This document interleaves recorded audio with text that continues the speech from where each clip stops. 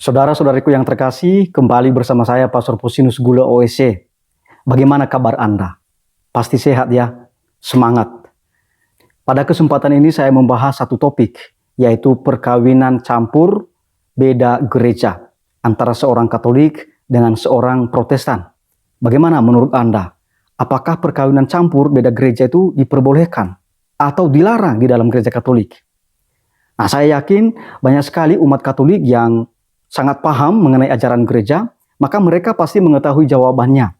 Pasti ya, orang Katolik itu pintar-pintar mencari sumber-sumber ajaran dan memahaminya dan menerapkannya dalam hidup mereka. Nah, itu orang Katolik.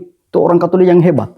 Orang Katolik yang hebat itu tidak pernah menyanyiakan kesempatan untuk mempelajari ajaran gereja Katolik.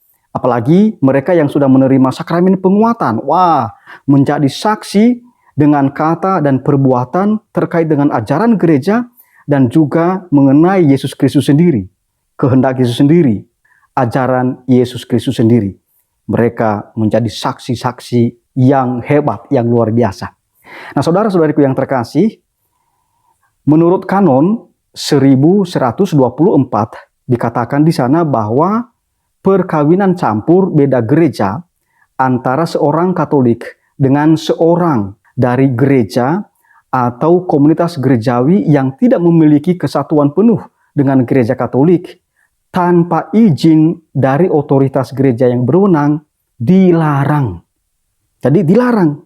Perkawinan campur beda gereja itu dilarang berdasarkan kanon 1124. Tetapi saudara-saudariku yang terkasih, sebelum kita melanjutkan topik kita ini, maka saya memberitahu. Rupanya di dalam Kitab Hukum Kanonik 1917, khususnya di dalam kanon 1060 sampai 1064, dulu perkawinan beda gereja merupakan halangan perkawinan. Maka kalau dilangsungkan, tidak sah perkawinan itu. Tetapi dalam perjalanan waktu, ajaran gereja Katolik itu berubah dan hanya menjadikan perkawinan campur beda gereja antara Katolik dengan Protestan sebagai larangan perkawinan. Nah, mengapa hal ini terjadi? Di dalam Konsili Vatikan Kedua, Gereja Katolik menyebut umat dari penganut Protestan sebagai saudara dan saudari. Jadi saudara-saudariku yang terkasih, marilah kita saling mengasihi satu sama lain. Orang Kristiani mesti saling mengasihi dan bukan saling menjatuhkan, saling menjelekan. Marilah kita sungguh-sungguh saling menghargai keunikan ajaran masing-masing. Orang Katolik tentu saja sungguh-sungguh mempelajari ajarannya dan setia mempertahankan dan mewartakan ajaran itu. Dan demikian juga saudara-saudari kami dari jemaat Protestan, silakan juga sungguh-sungguh menghidupi ajaran yang Anda imani sendiri. Lalu hal lain, saudara-saudariku yang terkasih, di dalam kanon 1124 ini, berarti mesti mereka yang akan menikah beda gereja itu meminta izin kepada otoritas gereja yang berwenang, yaitu kepada Bapak Uskup atau kepada Bapak Vikjen, Vikaris Jenderal, atau juga meminta kepada Vikaris Episkopal. Jadi bisa meminta izin itu. Tentu saja, saudara-saudariku yang terkasih, ada persyaratan yang harus dipenuhi sehingga izin itu bisa dikeluarkan oleh otoritas yang berwenang tadi, Bapak Uskup atau Vikjen atau Vikep, yaitu sesuai dengan kanon 1125.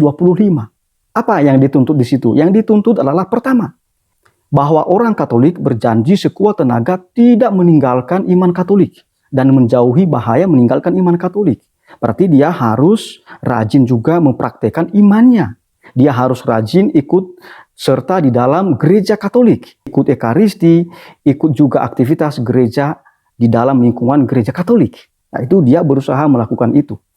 Lalu yang kedua, orang Katolik juga berjanji sekuat tenaga untuk membaptiskan bayi-bayi yang akan lahir dan juga mendidik mereka di dalam iman Katolik. Nah, itu yang perlu sekali diperhatikan. Lalu saudara-saudariku yang terkasih, janji ini dari pihak Katolik ini diberitahu kepada yang bukan Katolik. Mengapa? Nah, ini pesan yang luar biasa. supaya sebelum menikah itu mereka menyepakati hal-hal yang krusial ini atau hal-hal yang fundamental ini. Apakah yang bukan Katolik ini setuju atau sanggup juga mendukung suaminya atau mendukung istrinya yang Katolik menjalankan janji perkawinan beda gereja ini. Nah, ini yang perlu dipahami bersama-sama. Dan kalau belum dipahami bersama-sama, bisa juga ada kesempatan untuk bertanya, mengapa harus mempertahankan iman Katolik? Mengapa anak-anak yang lahir harus dibaptis dan dididik dalam gereja Katolik? Nah, ini perlu sekali, saudara-saudariku yang terkasih. Maka nanti kalau sudah dijelaskan atau memahami ini, maka silakan memutuskan bersama-sama supaya kehidupan keluarga Anda bisa setia sampai mati. Lalu berikutnya juga di dalam Kanun 1125 itu ditegaskan bahwa hendaknya calon pasangan suami istri itu mengikuti kursus persiapan perkawinan atau diajari mengenai tujuan perkawinan dan juga hal-hal yang esensial berkaitan dengan perkawinan Katolik. Nah, ini yang sangat luar biasa. Mengapa? Karena mesti calon pasangan suami istri itu sebelum melangsungkan perkawinan, mereka mengerti tujuan perkawinan Katolik. Tentu saja berdasarkan pemahaman gereja Katolik. Yang pertama, kebaikan suami istri. Jadi kebaikan suami dan istri ini harus ditegaskan sejak awal supaya mereka saling memberikan yang terbaik kepada satu sama lain, supaya mereka menjalankan apa yang dituntut di dalam kitab suci, bahwa mereka sebagai penolong satu sama lain, mereka sederajat, mereka berusaha ya mengarungi bahtera keluarga di dalam suka dan duka ya bersama-sama, tidak hanya sendiri-sendiri tapi bersama-sama, dan menjadikan keluarga mereka sebagai gereja kecil, gereja mini, di mana sabda Allah diwartakan, kebaikan-kebaikan diwujudkan, dan juga sikap-sikap Kristiani sungguh-sungguh dihidupi. Itu dijalankan di dalam keluarga. Dan nanti kalau mereka sudah memiliki anak, mereka sungguh-sungguh menjadi guru yang pertama dan utama bagi anak-anak. Jadi orang tua itu dituntut atau memiliki kewajiban sebagai guru yang pertama dan utama bagi anak-anak. Lalu tujuan perkawinan yang kedua adalah kelahiran anak. Jadi bukan keturunan, tapi kelahiran anak. Mau laki-laki atau mau perempuan, nah itu anugerah dari Allah. Jadi jangan hanya melihat hanya anak laki-laki saja yang menjadi keturunan saya. Tidak. Dalam pandangan gereja Katolik, baik laki-laki maupun perempuan menjadi keturunan. Maka yang ditegaskan oleh gereja adalah kelahiran anak. Lalu tujuan perkawinan yang ketiga adalah pendidikan anak. Jadi saudara-saudariku yang terkasih, setelah kelahiran anak, maka tujuan yang ketiga adalah pendidikan anak. Sebenarnya itu satu paket ya.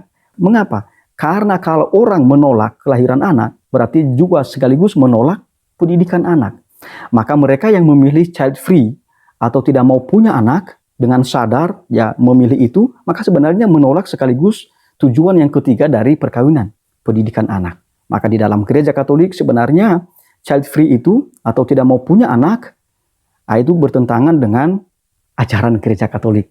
Tapi orang Katolik yang taat, ya, saudara-saudariku yang terkasih, pasti taat pada ajaran gereja. Apalagi ya saudara-saudariku yang terkasih, di dalam hukum gereja kita diminta supaya semua ajaran gereja yang terkandung di dalam tradisi suci, di dalam kitab suci dan juga magisterium gereja atau ajaran resmi gereja, kita mesti menaatinya.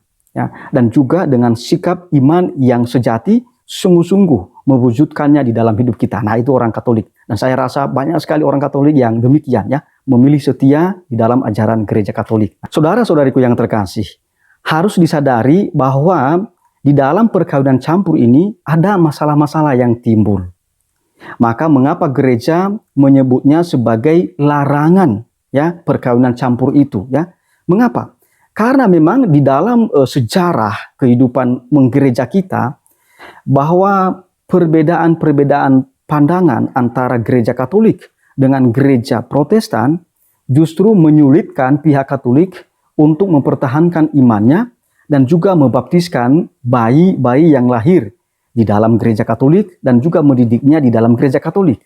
Maka nanti silakan melihat Katekismus Gereja Katolik nomor 1634.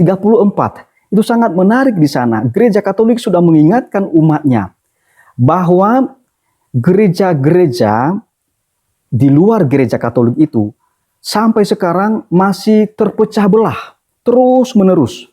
Dan ajaran-ajaran mereka berbeda satu sama lain.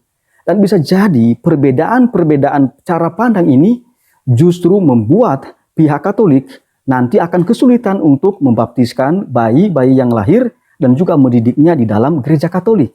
Jadi gereja Katolik sudah mengingatkan itu. Sementara gereja Katolik berusaha untuk membangun persekutuan. Coba Anda lihat, di mana-mana gereja Katolik itu pasti bersatu, ya. Dan paroki yang satu dengan paroki yang lain itu bersatu. Tata perayaannya sama, itu ya, aturan-aturan yang dirujuk juga sama, yaitu kitab hukum kanonik. Berkaitan dengan liturgi juga ada aturan-aturan umum yang harus dirujuk secara bersama-sama. Jadi gereja Katolik itu sungguh-sungguh membangun persekutuan satu sama lain. Sementara komunitas gereja yang lain yang tidak memiliki kesatuan penuh dengan gereja Katolik itu masih terus terpecah belah. Dan saudara-saudariku yang terkasih, inilah yang disadarkan oleh gereja Katolik melalui Katekismus Gereja Katolik nomor 1634. Bahwa kalau terjadi perkawinan campur, ya, beda gereja, bahkan beda agama, maka itu akan menyulitkan pihak Katolik untuk membaptiskan bayi dan mendidik anak di dalam gereja Katolik. Tapi saudara-saudariku yang terkasih, ada banyak juga saudara-saudari kita, anggota gereja yang tidak memiliki persekutuan di dalam gereja Katolik yang juga baik. Mereka menghargai apa yang menjadi ajaran dari gereja Katolik. Tentu saja orang-orang yang demikian yang juga membangun persekutuan, ya, dengan komunitas gerejawinya dan juga dengan komunitas gereja Katolik. Kita berterima kasih kepada mereka. Tapi saudara-saudariku yang terkasih, ada juga orang-orang yang begitu fanatik di dalam ajaran gerejanya. Saya ambil contoh. Beberapa hari yang lalu saya diceritakan oleh umat Katolik tentu saja, bahwa ada calon menantunya yang kesulitan menerima ajaran gereja Katolik berkaitan dengan penghormatan gereja Katolik kepada Santa Maria. Dia mempertanyakan kenapa gereja Katolik mesti menghormati Santa Maria. Saudara-saudariku yang terkasih, kalau kita membaca kitab suci dengan baik dan membuka hati dan pikiran kita di dalam kitab suci itu, maka kita menemukan Allah sendiri memilih Bunda Maria sebagai wanita yang mengandung Tuhan Yesus, yang melahirkan Tuhan Yesus. Dia dikhususkan, dia dipilih di antara wanita-wanita yang lain untuk dijadikan sebagai Bunda Tuhan kita Yesus Kristus. Tuhan Allah sendiri sudah mengkhususkan, mengistimewakan Santa Maria sebagai Bunda Tuhan. Mengapa kita manusia tidak menghormati Bunda Maria yang notabene adalah Bunda Tuhan? Juga Yesus Kristus sendiri mengakui Bunda Maria sebagai ibunya. Maka di dalam perjalanan salib misalnya, Yesus Kristus juga mengatakan kepada murid, "Hei, inilah ibumu. Ibu, inilah anakmu." Jadi Yesus sendiri mengakui Maria pun sebagai bundanya. Nah, ini juga ajaran yang berdasarkan kitab suci. Ya, jadi mestinya orang-orang Kristiani, baik Katolik maupun juga umat gereja non-Katolik, silakan membaca kitab suci dengan baik dan memahaminya dengan baik juga. Tentu saja supaya kita bertumbuh di dalam iman dan membangun persekutuan satu sama lain. Sehingga kita memuji Allah. Bukan justru menjadikan kitab suci itu sebagai sarana perpecahan bagi kita. Tapi justru supaya kita saling bersatu, bersekutu, dan membangun persaudaraan Kristiani satu sama lain. Jadi ini saudara-saudariku yang terkasih. Semoga melalui paparan ini, Anda yang memutuskan untuk menikah beda gereja, Anda sungguh-sungguh mempersiapkan diri dengan baik dan memahami ajaran masing-masing. Orang Katolik memahami ajarannya dengan baik, orang dari gereja yang lain, yang bukan Katolik, juga memahami ajaran gerejanya dengan baik.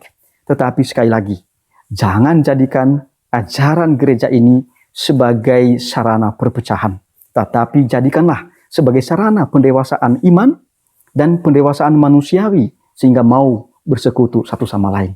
Tuhan memberkati kita. Amin.